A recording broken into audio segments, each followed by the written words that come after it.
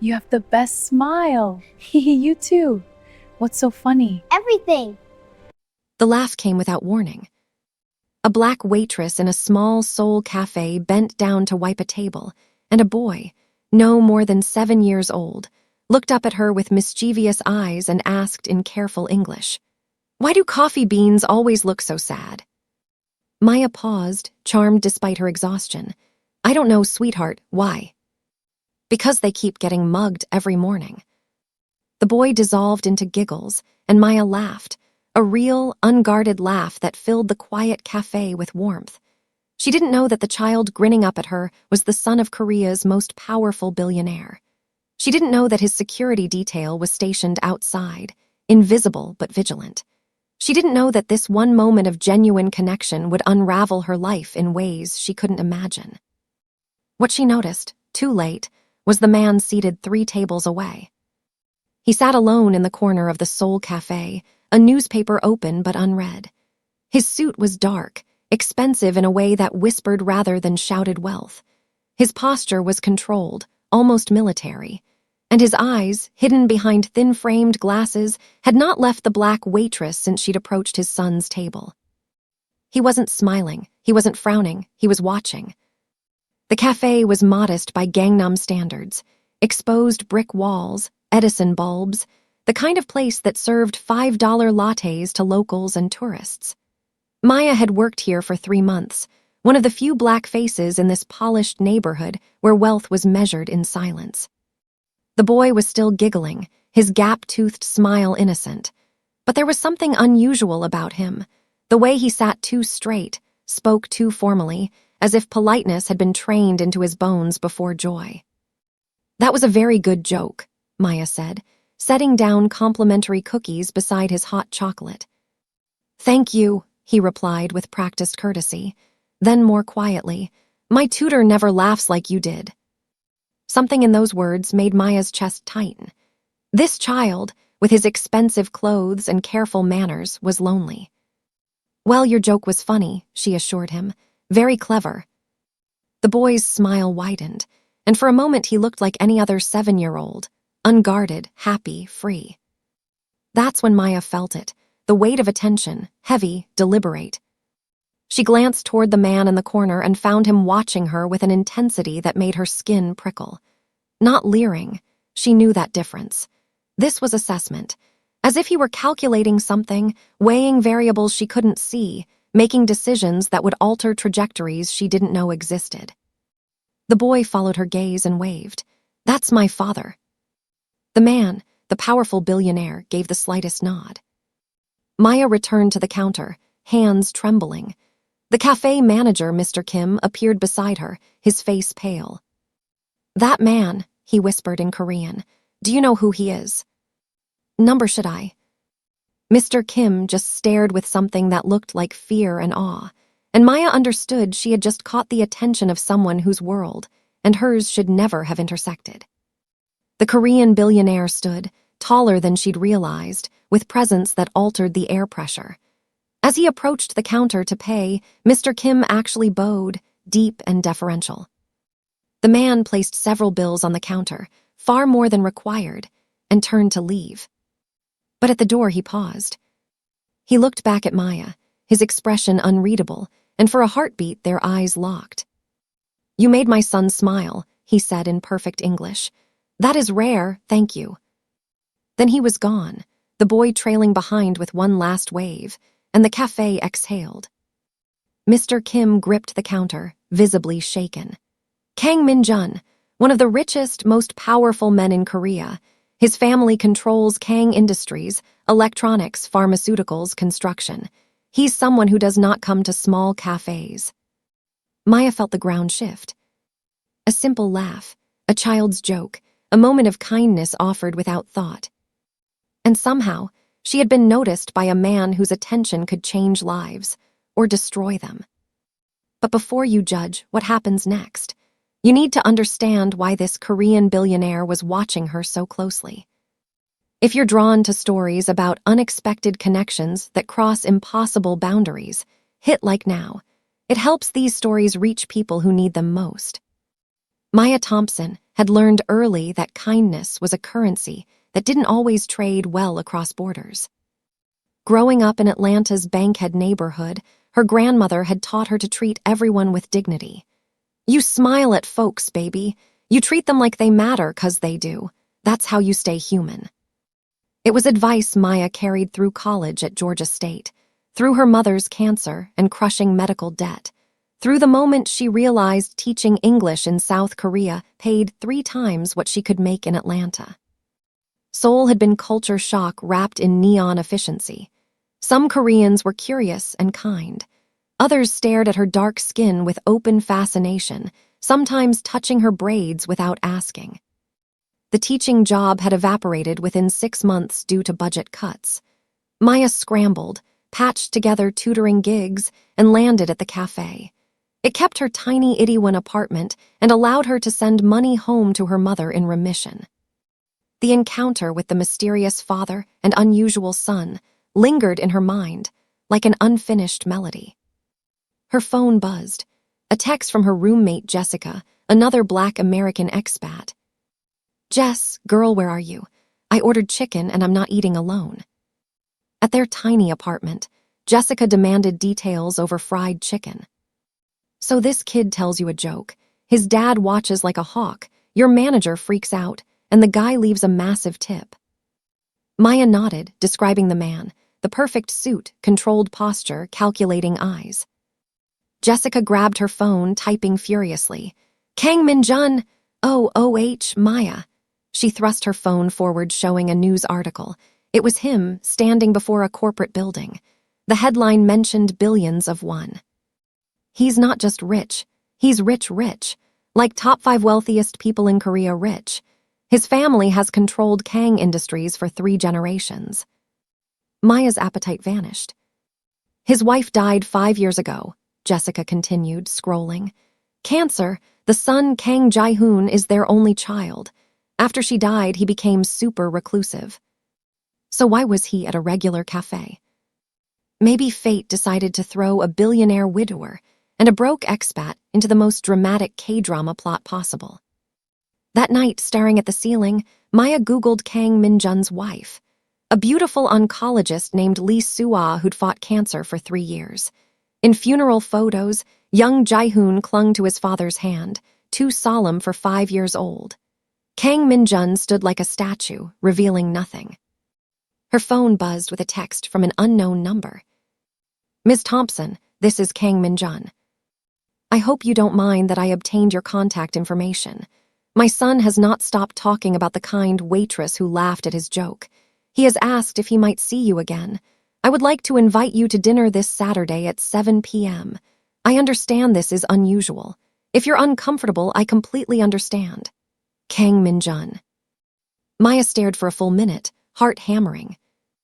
Jessica, wake up." "What's wrong?"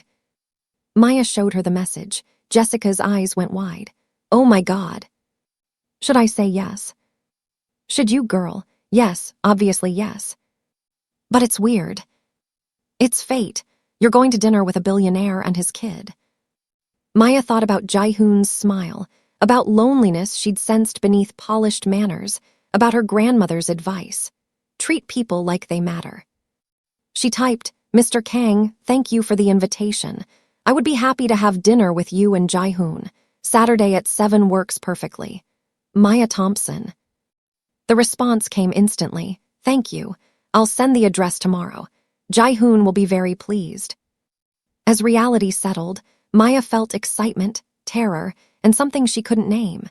She'd come to Korea to teach English. She'd never imagined one laugh would open a door to a world she'd only seen from outside. Saturday arrived too quickly. The car was sleek black with tinted windows. The driver, Mr. Park, opened the door with a bow.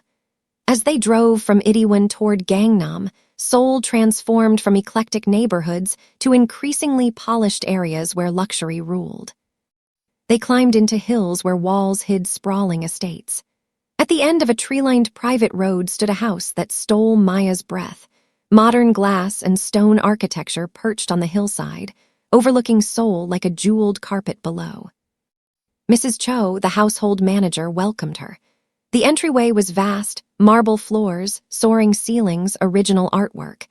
Everything impossibly clean, ruthlessly organized. In the dining room, floor-to-ceiling windows framed the Seoul skyline. Kang Min-jun stood in a black sweater and slacks, somehow more intimidating casual. Beside him, Jae-hoon vibrated with excitement. "You came," the boy exclaimed, then bowed politely. "Good evening, Ms. Thompson. Thank you for joining us." "Good evening, Jae-hoon. Thank you for inviting me." "Ms. Thompson," Kang Min-jun bowed. "Thank you for accepting. I know this must seem unusual." "A little," Maya admitted. The ghost of a smile touched his lips. "Please sit. Jae-hoon has been preparing jokes all week." Dinner was extraordinary, traditional Korean dishes presented beautifully. Jae-hoon explained each one enthusiastically, occasionally glancing at his father for approval. Between courses, Jae-hoon worked through his joke collection. Maya laughed genuinely, watching the way Kang Min-jun's severe expression softened whenever he looked at his son. Everything about this man seemed carefully constructed, as if emotion were rationed. "Ms. Thompson," he said, "may I ask what brought you to Korea?" "I came to teach English. My mother had cancer, medical bills and programs here paid well." "How is she now?" "In remission, thank you." Something flickered in his eyes, recognition of loss's shape.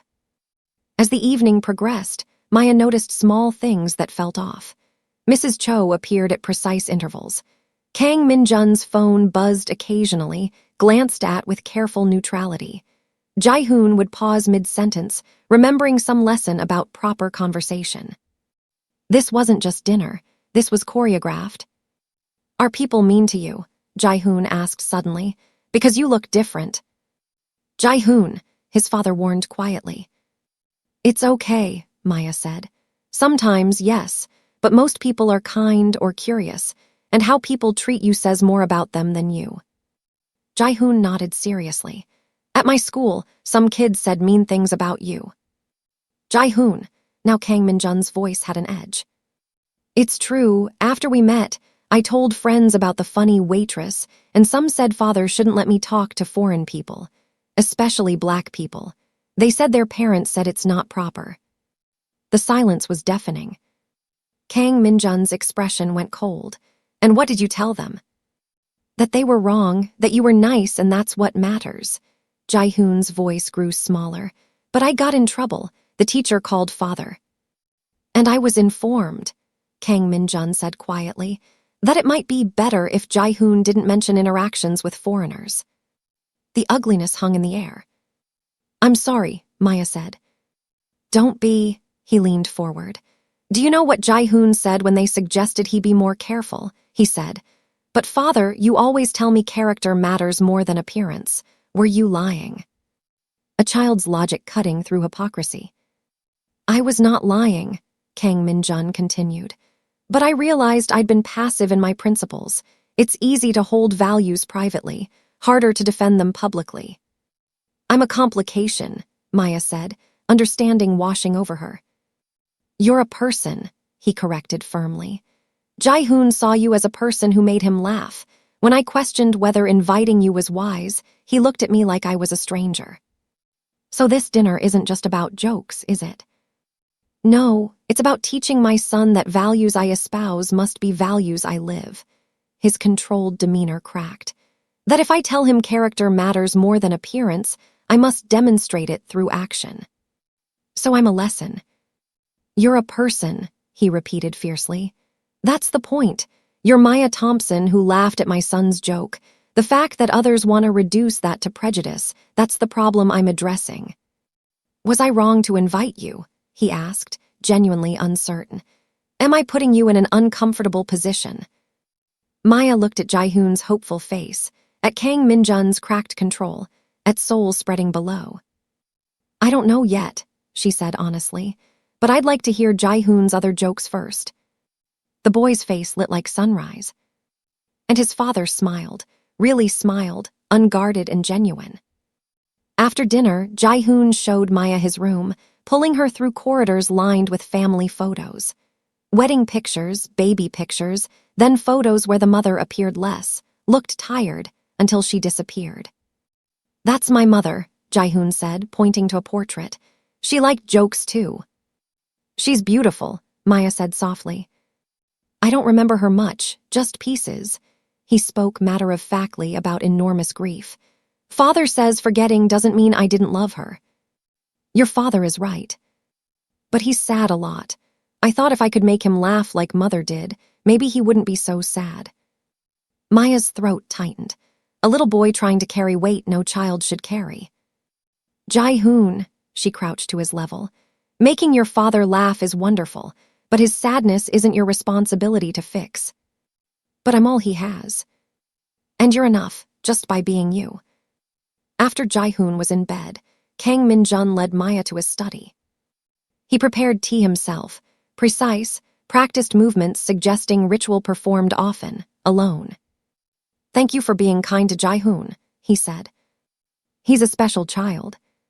"Too special, perhaps. The world he's being prepared for doesn't reward sensitivity."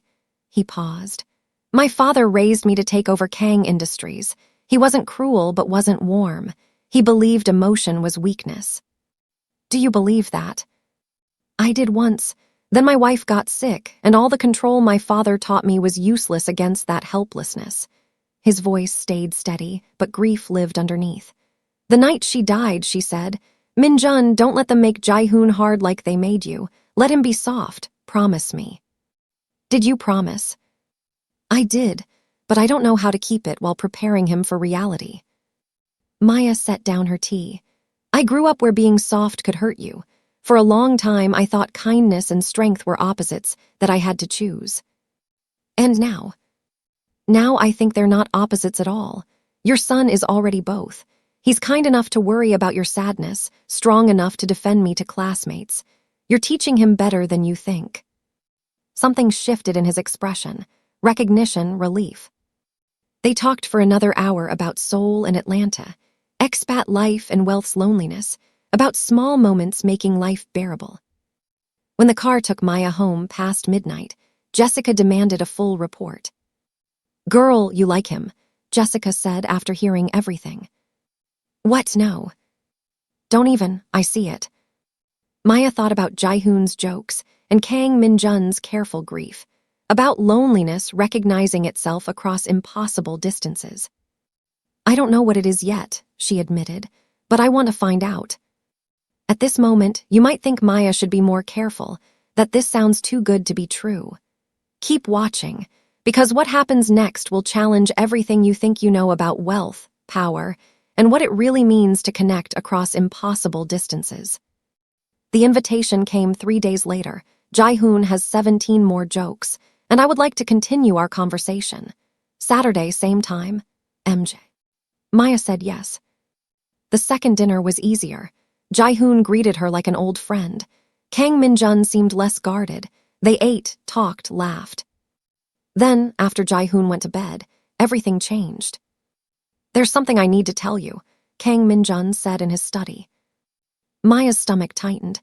"Okay." "Last week's dinner, my motivations weren't entirely pure." "I figured that out." "No, you didn't." He set down his tea carefully. "The school incident, the parents who complained, some are important business associates with old prejudices. They suggested it would be better if Jae-hoon was discouraged from such associations with black people. So inviting me was what? A statement, a middle finger to racist partners.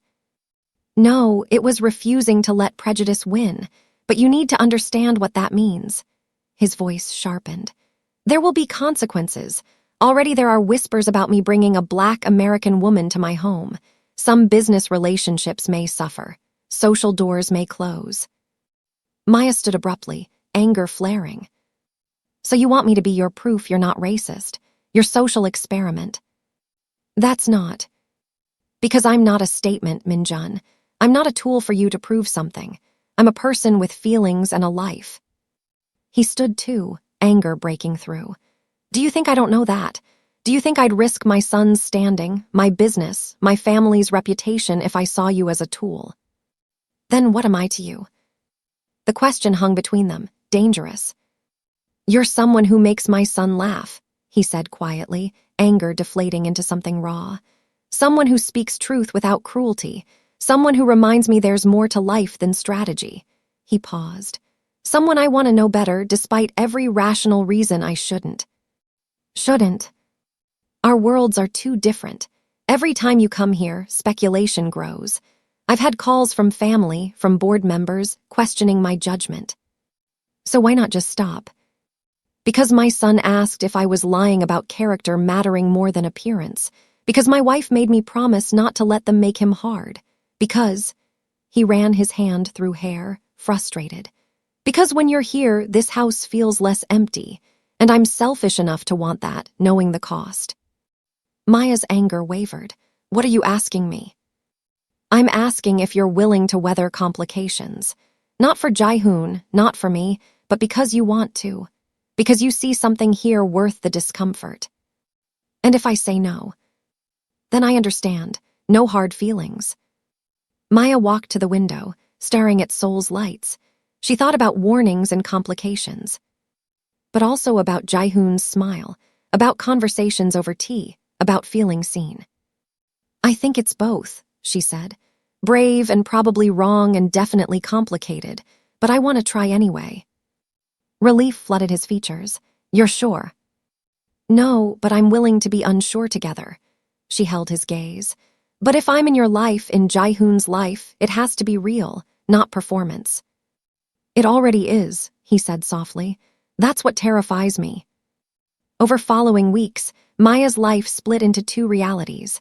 One where she was broke, unemployed, surviving on savings. Another where she was a weekly guest at one of Seoul's most prestigious homes. The cognitive dissonance was staggering. The dinners became ritual. Every Saturday, same driver, same house, same warmth. They'd settled into easy rhythm. Jaehoon's jokes, Kang Min-jun's tea preparation, conversations lasting hours. He told her about growing up in his father's shadow, being groomed from childhood for Kang Industries. There was no question what I'd do. The path was laid before I could imagine another. "Did you ever want something different?" "I wanted to be a pianist. I was quite good, but my father saw it as distraction. When I was 15, he scheduled my business exam the same day as a piano competition I'd worked months for." "What did you do?" "I took the exam. I stopped playing piano." "Do you regret it?" "I regret not fighting for it, not insisting I could do both." "Is that what you're teaching Jaehoon?" "No, I want him to have choices I didn't, but I also need him to understand the weight of responsibility." "Maybe he can have both." "Maybe," but he sounded doubtful. He told her about his wife in fragments. Suah had been brilliant, an oncologist. They'd met when his mother was sick. I was overwhelmed, sitting in a hospital hallway trying not to break down. She sat beside me and said nothing, just stayed. That was exactly what I needed. They'd married quickly, privately, scandalizing his family who expected a grand wedding. She was strong in ways I wasn't. She could say no, set boundaries, prioritize what mattered over what was expected. When she got sick, Kang Min-jun threw everything at it. Every specialist, every treatment. I thought if I controlled enough variables, I could save her. But you couldn't. No, toward the end, she comforted me more than fighting the disease. She'd say, "Min-jun, you can't fix this, just be here with me." He paused. I wasn't good at that, at being present without trying to solve. Maya shared her own story. Growing up in Bankhead, her grandmother's wisdom, her mother's struggle, medical bills prompting her Korea move. I came thinking I had a plan, but Korea started feeling like a place where I could become someone different, someone I didn't have to be. Who do you have to be in Atlanta? Strong, stable, the responsible one. Everyone needed me solid, so I was, but I was exhausted. And here I'm just Maya. It's lonely sometimes, but also freeing. I understand that, he said quietly. The freedom of not fitting. The evenings stretched longer, conversations lasting past midnight. Kang Min-jun would forget his control, laughing at her stories. Maya would forget to be intimidated, arguing philosophy, pushing back when his privilege showed.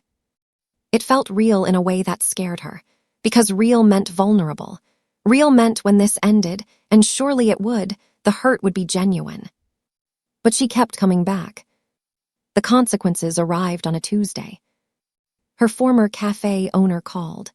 "Several customers have been asking about you, about your relationship with Mr. Kang." Uncomfortable questions. One man offered money for information. Maya's stomach dropped. Someone was investigating her. She texted Kang Min-jun, "We need to talk. Soon." "When? Where?" "Today, not your house." They met at a Namsan park. He arrived in casual clothes and sunglasses, trying to be incognito but radiating wealth. She told him about the investigation, the questions, offered money. His expression went dangerous. "I'll find out who."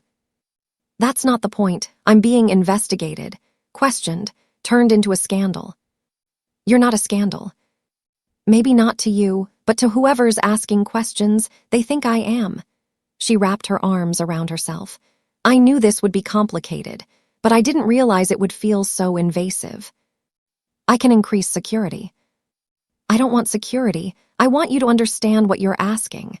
Her frustration bubbled over. "Every time I'm seen with you, there's judgment, speculation, people assuming I'm after money or you're having a midlife crisis." "And what is this, Maya?" The question hung sharp-edged. "I don't know. Friendship. Something more. Something that can't exist outside your house because the real world won't let it." "The real world doesn't decide what exists between us." "Doesn't it? You're wearing sunglasses in a park because you can't be seen talking to me." "That's my problem, not yours." "It's both our problems. Every choice you make affects me. Every consequence you weather, I weather too. But I don't have your wealth to protect me. If this blows up, I'm the one who gets hurt." "I won't let that happen." "You can't promise that." His control finally cracked. "But I can make clear that anyone who comes after you comes after me. I can use every resource." "I don't want to be protected. I want to exist without needing protection." They stood breathing hard, the argument hanging like shattered glass. "I'm sorry," Kang Min-jun said finally. "I've been selfish. I wanted someone outside my world who saw me as just me, but I didn't fully consider what it would cost you." "I knew it would cost something. I just didn't think the bill would come due so fast." "What do you want to do?" She looked at him, this powerful man suddenly vulnerable, his control stripped to reveal genuine fear. "I need to think." That evening, Jessica heard everything. "So what are you going to do?" she asked. "Walk away, probably." "Is it too much, though?" Jessica leaned forward. "Maya, there are always going to be people making assumptions about Black women, especially in spaces they don't think we should be in. You can either live carefully, never reaching for anything that makes people uncomfortable, or do what makes you happy.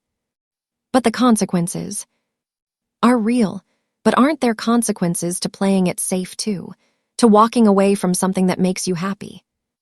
A delivery arrived late that evening. A book from Kang Min-jun, Letters to a Young Poet by Rilke, with a note. "Maya, I've been reading this tonight. Page 27. She opened to the marked page, found a highlighted passage. "Perhaps all the dragons in our lives are princesses who are only waiting to see us act, just once, with beauty and courage."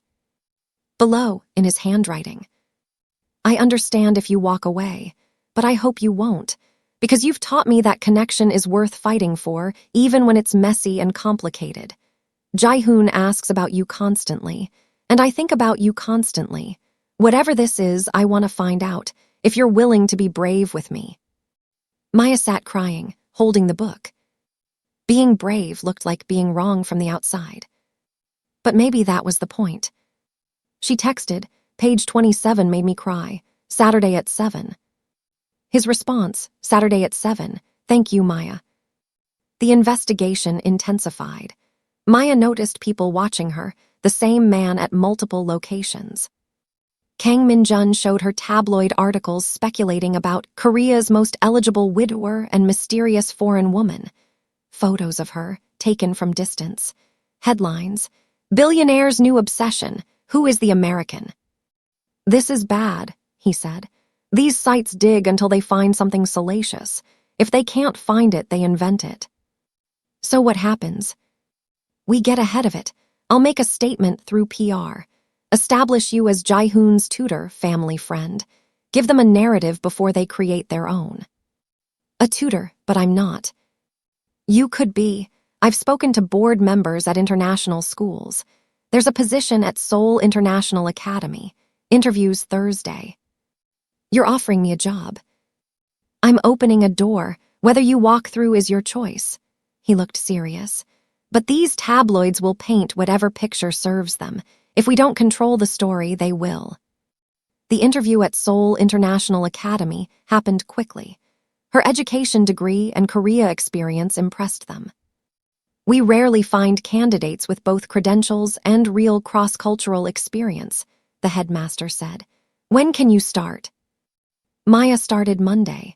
The job was everything she'd hoped, teaching English literature to third graders, comfortable salary, housing assistance.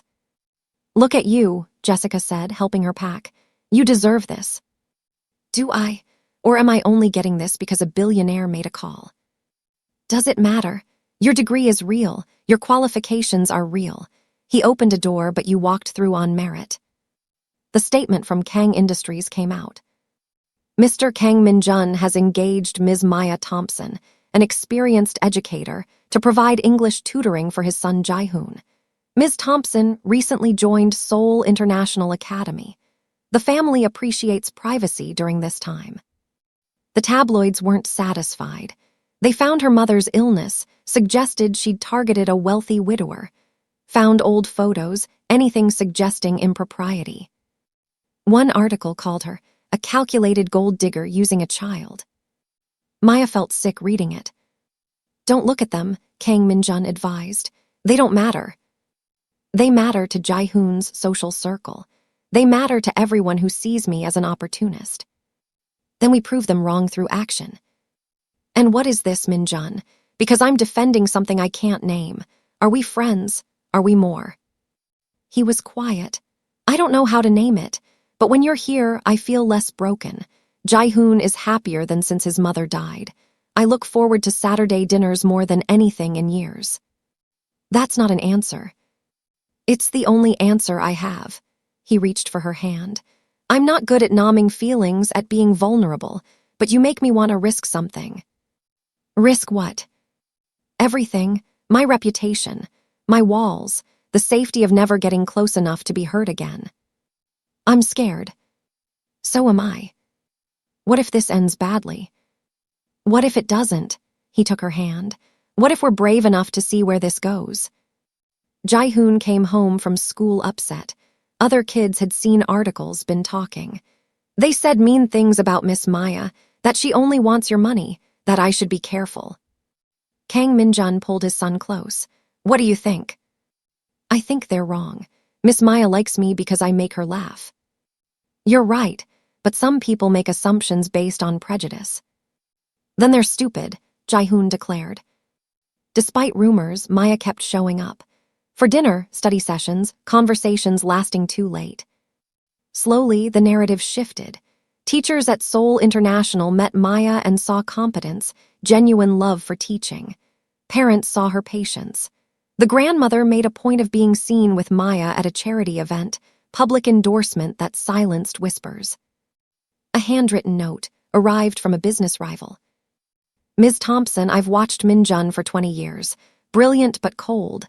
Since you entered his life, I've seen him smile in meetings, make jokes, seem almost human. Whatever you're doing, keep doing it. Chairman Yoon. Why would his rival send this? Maya asked. Because even rivals appreciate positive change. You've reminded me how to be more than a businessman. The walls between them crumbled. Touch became frequent, hands brushing, looks holding longer. The space between friendship and more grew smaller.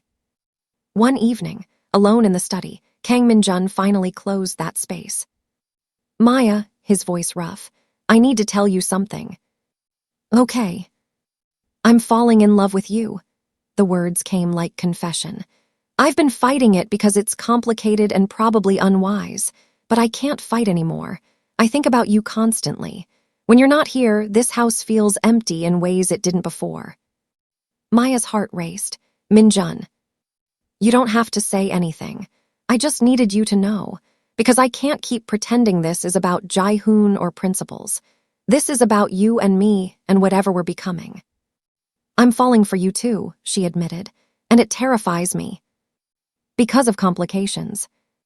Because I've never felt this certain and this scared simultaneously. He touched her face gently. Can I kiss you? Maya's answer was closing the distance. The kiss was soft, careful, full of months of longing finally breaking free. When they pulled apart, both shook. What now? Maya whispered. Now we figure it out together. 3 months after that kiss, Maya stood before her classroom at Seoul International Academy. Good morning. I'm Ms. Thompson, your new English literature teacher. A hand shot up. Are you from America? Atlanta, Georgia. Cool. My cousin lives in New York. The job was real. The credentials hers. The door Kang Minjun opened led somewhere she'd earned. Her relationship with him and Jaehoon had become real too, no longer hidden. She attended Jaehoon's school events, had dinner several times weekly, was seen and accepted as part of their lives. Whispers remained, but increasingly people saw what was obvious. A woman who genuinely cared for a child and his father, a relationship built on mutual respect and growing love. That evening, walking to the house in the hills, not by car anymore, she'd learned the route. The security guard waved her through with a smile. Jaehoon met her at the door. Miss Maya, I got an A on my English essay. Wonderful. What did you write about? About friendship. About how the best friends are the ones who see you completely and stay anyway. Maya's throat tightened. Very wise. Inside, Kang Minjun was setting the table himself. He looked up as she entered, and his smile was unguarded, genuine. Hi, he said simply. Hi yourself. They'd found rhythm, easy domesticity mixed with deeper connection. Jaehoon thrived with Maya in his life, more confident and joyful. Kang Minjun had transformed from controlled and isolated into someone who laughed freely, spoke openly, allowed himself to need someone. During dinner, Jaehoon announced he'd been invited to present his art at a national youth exhibition. That's amazing. What will you show? My painting of us from the café. He looked between them. Is that okay? You weren't wrong, Maya said. Everything did change that day, in the best possible way. After Jaehoon was in bed, sitting in their study, not his anymore, theirs, looking at Seoul's lights, Kang Minjun pulled out a small box. Maya, he said, I want this to be permanent. I want you in my life, in Jaehoon's life, not as a secret but as someone who belongs here. What are you saying? I'm saying I love you, completely, terrifyingly, irrevocably. I'm saying I want a future with you. He opened the box, showing a simple, elegant ring. Despite every rational reason this shouldn't work, it does, and I don't want to spend another day without you knowing what you mean to me. Minjun, you've brought light into our lives. You've taught me that vulnerability is strength. You've shown Jaehoon what real connection looks like. You've made me believe in happiness again. Maya looked at the ring, at this man offering everything. Yes, she said. Yes. Yes, I'll marry you. Yes to the complications and scrutiny and impossible distance we've already crossed. Yes to all of it. He slipped the ring on her finger, pulled her close, and they held each other while Seoul glittered below like a promise kept. The announcement was understated. Mr. Kang Minjun and Ms. Maya Thompson are pleased to announce their engagement. The couple requests privacy as they plan their future together. Response was mixed, but increasingly as people saw them together, even skeptics softened. The wedding was small, private. Maya's mother flew from Atlanta, tears streaming. Jessica was maid of honor, beaming. The grandmother gave a blessing that made board members cry. Jaehoon served as ring bearer, his gap-toothed grin bright. During the ceremony, Maya said, I promise to laugh at your son's jokes, even the really bad ones. I promise to be brave with you, to stay soft in a hard world, to choose connection over comfort. I promise to love you both, not despite complications, but through them. Minjun's vows were simpler. I promise to deserve you, every day, in every way. 6 months later, Maya stood at her classroom window during lunch, watching souls spread out in all directions. Her phone buzzed. Jae-hoon wants help with a joke about atoms for his presentation. She smiled, typing all ears. Home by 6. Home. The word had changed meaning. Home wasn't just Atlanta anymore. Home was where people saw you completely and stayed, where jokes were told and meals shared and love demonstrated through small daily acts. Home was a little boy who called her Uma now. Home was a man who played piano again because she'd asked, his music filling the house that had been too quiet. Home was built from impossible choices, brave moments, and decisions to cross distances that seemed uncrossable. Ms. Thompson, a student poked in, is it true you married one of the richest men in Korea? Maya turned from the window. I married a man who makes me laugh, who values kindness over power, who's teaching his son that character matters more than wealth. The money is coincidence. That's so cool. You're like a real-life princess. I'm a real-life teacher who got lucky. As the student left, Maya thought about that word, lucky. Was it luck, or a series of small choices, to laugh genuinely, to accept an unlikely invitation, to stay brave when brave looked foolish? Maybe both. Walking home, she passed the neighborhood cafe where she'd worked. Mr. Kim was outside sweeping. Ms. Thompson, or should I say Mrs. Kang? Maya is fine. When that man first came to my cafe, I was terrified, but look at you now. Happy, teaching, married. You told me to be professional. And you were, but you were also yourself. That's what made the difference. At home, Jae-hoon was already working on his joke, consulting websites intensely. Why can't you trust atoms? He asked as Maya walked in. I don't know why. Because they make up everything, he dissolved into giggles. Minjun emerged from his study, pulling Maya into a kiss. How was work? Good, tiring, rewarding. She leaned into him. A student asked if I was a princess. What did you say? That I'm a teacher who got lucky. I'm the one who got lucky. He said it with such sincerity Maya had to blink back tears. That night, after dinner and homework and bedtime, Maya and Minjun sat in their study looking at Seoul's lights. What are you thinking? He asked. About that day in the cafe, how one laugh changed everything. Do you regret any of it? Maya considered seriously. The path had been complicated, filled with scrutiny, judgment, fear, and risk. But she'd also gained a family, found love in an impossible place, learned that kindness, even when it cost everything, was always right. No, she said finally. I don't regret it, not the complications, not any of it, because it led here, to us. To us. As they sat in comfortable silence, Maya understood with perfect clarity. Power didn't belong to the loudest voice or biggest bank account or most prestigious name.